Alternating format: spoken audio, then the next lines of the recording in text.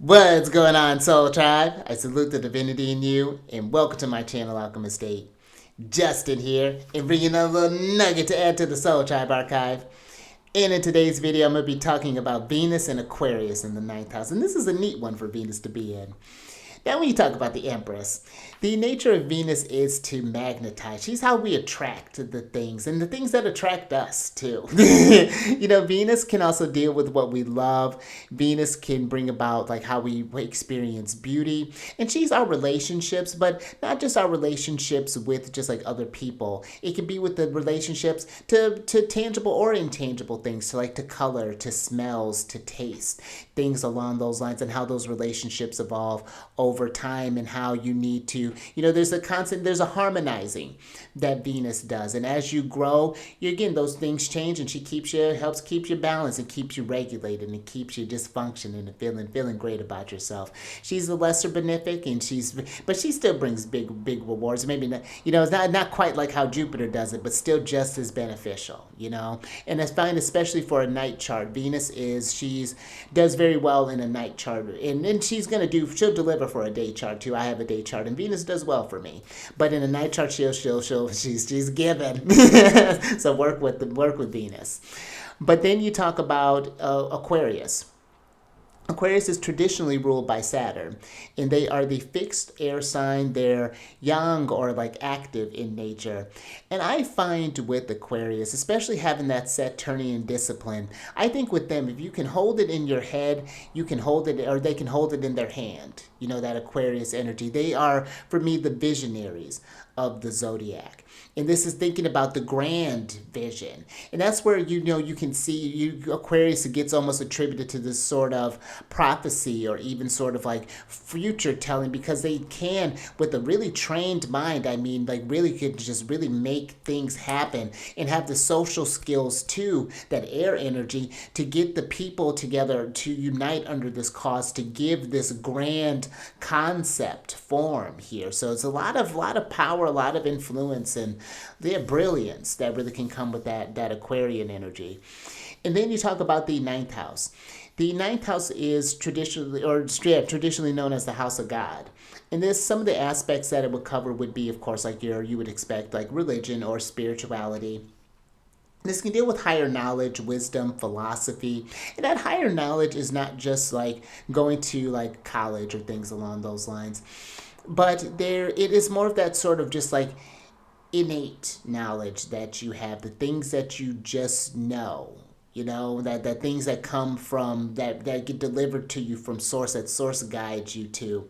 This can also be the house of like foreign travels, of different cultural interests, long distance travels, the things along those lines. This can also be, when we're thinking about Aquarius, the Aquarius sometimes get associated with like astrologers, and this can be the house of astrologers, of diviners in general, oracles, dreams like divination, things along those lines. That's going to be another aspect that the augurs, that's going to be some of the themes that the ninth house covers. So when you're combining all of these themes here, some things to think about when you'd have a Gemini rising by whole sign. But you're going to want to look to see where Saturn's at, because Saturn's going to be in charge of this house and of your eighth house, house of shared resources, inheritances, things along those lines.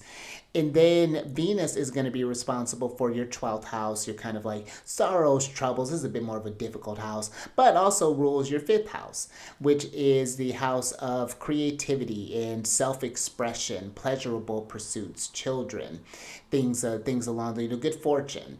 So when you're working with this thing, one question that I would just kind of right off the bat is, what is your relationship with that kind of higher power? Because the thing, as far as like what you like, source, God, spirit, whatever that looks like for you, what is that relationship? Because there is a harmony that is going there, especially you're going to want to have that relationship when you're going through maybe different difficult times, because we all go through them.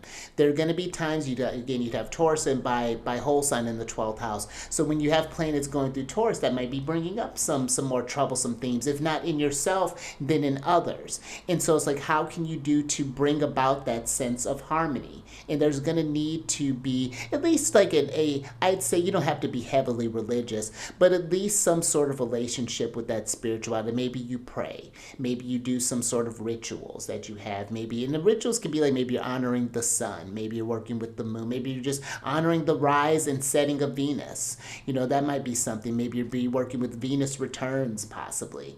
And that may be too, just see how your relationships evolve with spirituality and things over time, and all of these themes. I would say involve I would think one thing that maybe Aquarius could have some trouble with is that fixity, thinking that its way is the only way to enjoy things. And I'd say again, with that ninth house, explore. But Venus wants you to broaden your mind, with that Aquarian energy. Because you when you understand people on a deeper level and travel to different places, try different foods, experience different smells, try different listen to different music. I think that can really help cultivate a very creative and very enriched individual. I think that if you want to go to college or any sort of course of learning, I think that of course would be beneficial. Any sort of ways, and not just learning just for learning's sake, learning something that you can put into application, that you can utilize, that you can create with.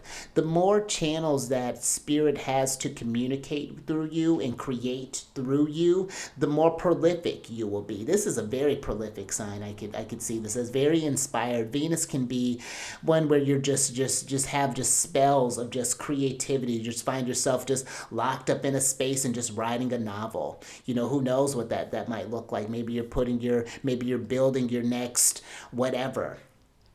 This could be really, really cool for that. I would too, even just like have a relationship with some sort of like, again, whatever that spiritual sense, that could be working with astrology, working with tarot, working with dreams even. I think even dream space, I think that would be one where you could definitely give maybe those ideas. What are you feeling that space? Yes, some kind of form, of dream journals. That would be something that could be really cool with working with this, that I would say inviting of, and really just helping you to learn who you are, so to enrich the relationship between yourself as well there. And again, this gives you so many tools to help others with, to give them, to bring about a sense of hope that even through the dark nights, that there is a sunrise that can come from these moments there. Something really beautiful can happen from this. I think last thing that I would go experience different places like spiritual places, like maybe go sitting in the energy of like in like a church, if that resonates, or maybe like a what am I thinking of, the place where for Judaism, mosque or synagogue. There we go. That's what I'm thinking about. Or going to like Stonehenge, or going to like maybe different pyramids or things along those lines, and what that might stir up in you. How you may feel moved through that. So appreciate the beauty of even exploring different texts, understanding the metaphors of like the Bible, the I Ching, the Quran, whatever that might look like for you. So I think there's a lot that we could talk about with this Venus placement. And the nice thing too is like, this is just a piece. You need to definitely, when you have the whole chart, it gives you just a whole rich story there. And if that's something that you want to work with more, down in the description box is a link for how to get in touch with me, and we can work with your different Venus transits. If you happen to have your time of birth and have all that stuff, and we can get an idea of what Venus returns look like, how your relationships change with things over time. I like to get real thorough with the chart and tell different stories and things, and see you for the complex you that you are. But if that's something that resonates with you, send me an email and we can talk about the services that I provide, and we'll go from there.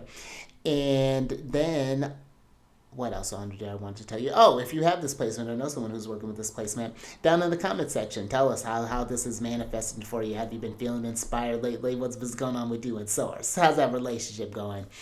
And then if you want to work more closely with the moon, there is a link for my other channel down in the description box, The Chariot and Friends, where I talk about what sign she's in, what phase she's in, when she's going void, of course, just all them shenanigans. And I do an I Ching, I do an I Ching reading at the end, or for the general energy, and a tarot card reading at the end. So all sorts of spiritual practices for you to explore, see them firsthand. But until next time, stay mindful out there. Keep raising that vibration through the roof. And I will catch you on the next one. Later.